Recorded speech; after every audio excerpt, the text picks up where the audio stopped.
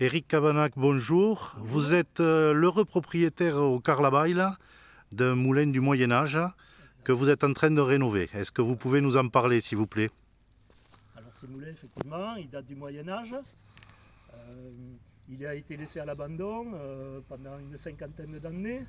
Je le remets en état et malheureusement, comme vous pouvez le voir sur le côté, il y a une antenne qui a été installée. Voilà. Il se trouve que cette antenne défigure complètement le paysage et le bâtiment qui est quand même qui fait partie du patrimoine historique. Et cette antenne a été installée sur une zone constructible dont le PLU mentionne très bien qu'il est interdit de mettre une antenne sur ce périmètre, sur cette zone-là. Alors il y a un questionnement, pourquoi cette antenne se trouve installée sur cette zone interdite. Cette antenne a été installée à 1,50 m de la limite séparative. Là aussi, il y a un dysfonctionnement. On peut s'interroger encore une fois, comment se fait-il que l'administration ait admis une nouvelle fois de positionner une antenne aussi proche d'une limite séparative. Elle est à combien, Elle est l'antenne à de votre... 1,50 m de la limite séparative. Alors D'accord. qu'elle Et devrait elle être est... à minimum à 12 mètres de distance et sur une zone agricole. En plus, il faudrait qu'elle soit reculée d'une vingtaine de mètres, c'est-à-dire évidemment inopérante parce qu'elle serait dans le bas, en contrebas de dans la le colline. contrebas. Et elle Voilà. est installée depuis quelle année, cette antenne? Ah, elle a été installée il y a à peine un an, il y a D'accord, 12 c'est très mois. C'est récent. très récent, hein, voilà, c'est très D'accord. récent. Et c'était avant ou après que vous ayez acheté le moulin?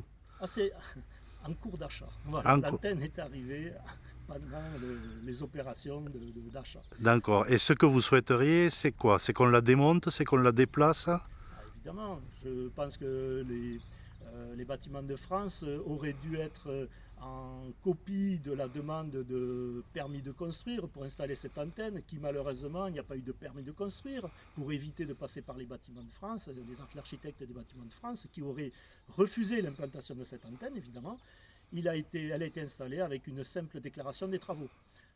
On peut s'interroger encore une fois sur la démarche qui a été mise en œuvre par Free, puisque c'est Free qui a installé cette antenne, au demeurant sur un terrain qui appartient à un propriétaire, où là aussi nous pourrions nous poser quelques interrogations sur les intérêts à avoir cette antenne sur son terrain.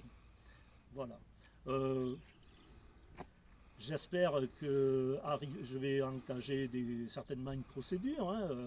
J'ai demandé, il y a un dossier qui est ouvert à la sous-préfecture pour qu'on m'explique la, la, la, la légalité de cette antenne. Voilà. Et Et vous en a... ensuite, si elle peut être démontée et déplacée sur un autre point haut pour le fonctionnement pour la population, tout à fait. Mais aujourd'hui, je suis en phase d'interrogation. D'accord. Voilà.